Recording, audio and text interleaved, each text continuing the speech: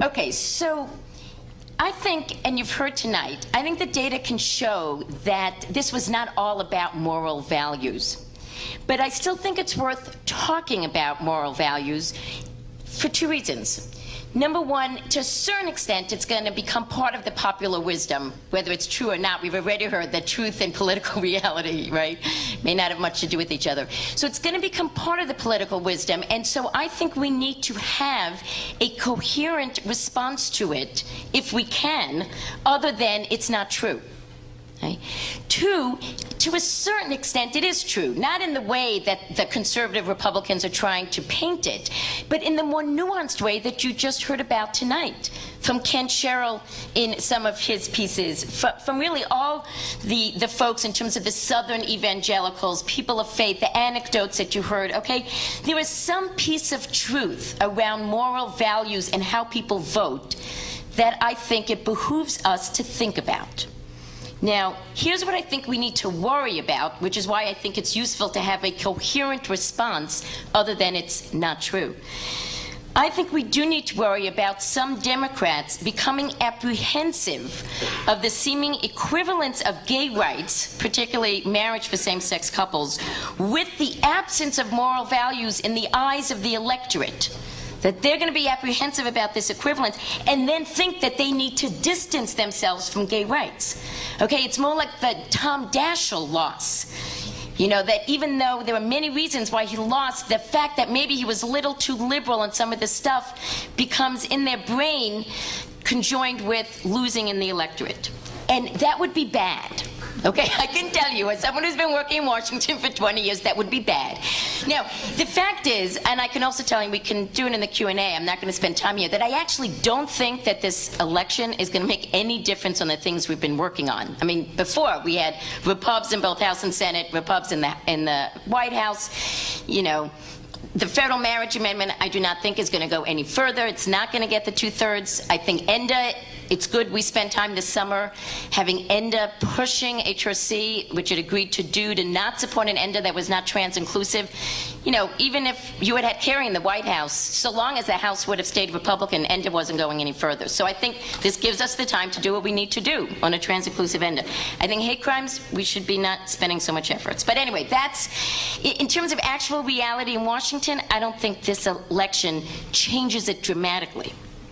But I do think it would be useful if this election was a wake-up call to us to have a systematic, coherent, strategically smart, and positive response to the issue of moral values.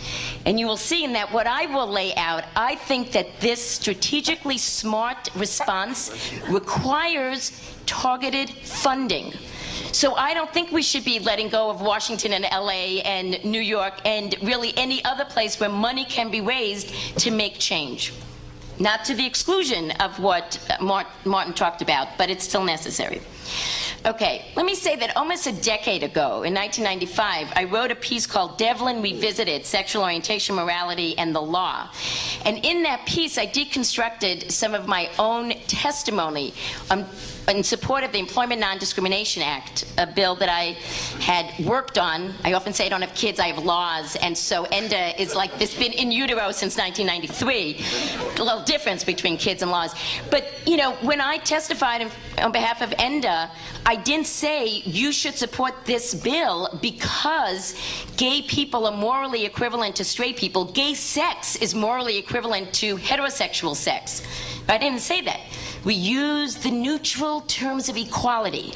In fact, we affirmatively, the gay movement, legal and politically, affirmatively says, you should vote for this bill even if you don't think homosexuals are really morally okay, because they should just have equality. Okay, and I continued to write about that over the course of 10 years, and you've got one of the pieces. It's rare that I've actually been on a panel where there have been other panelists who have actually started to say the same thing, so I'm thrilled. Now, the thing is, though, I was always very coy about whether we should really aggressively have a strategy of saying this in the public arena. Okay, I would say, you know, it's very important to keep fighting on what I call battleground number 2. Okay, battleground number 1 was where the weapons were moral values. And mostly the gay legal and political movement would always absent themselves from that battleground because they figured they couldn't win, and they would just play on this other battleground, battleground number 2, where moral value arguments were banished.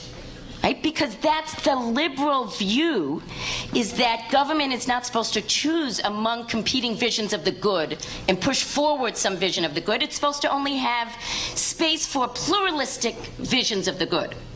Okay? So moral value arguments don't play in that battleground. So my feeling was that the gay legal movement had basically decided to absent themselves from battleground 1, where moral values were in play, and only play on the battleground that they felt they could win. And let me tell you, I have a lot of respect for battleground number 2. I've played in it for 15, 20 years. On battleground number 2, which is where you engage with equality arguments, is one that gay people have in fact made significant advances. We should not abandon battleground number 2.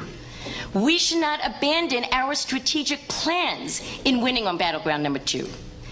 But I do think it is time now to very affirmatively and positively figure out a set of strategies for playing on battleground 1, where moral values is accepted as in play.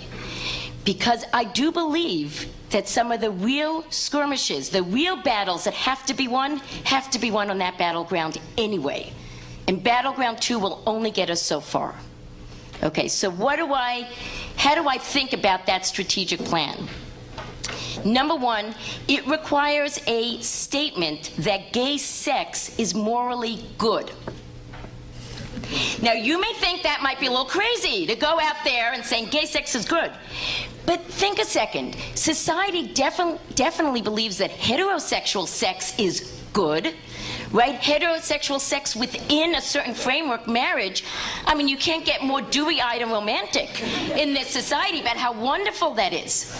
Okay, and then if you're not being cynical for the moment, I think that does reflect a correct understanding that sex is often a basic building block for intimacy, and that intimacy and connections within couples and within families are integral building blocks for a healthy society.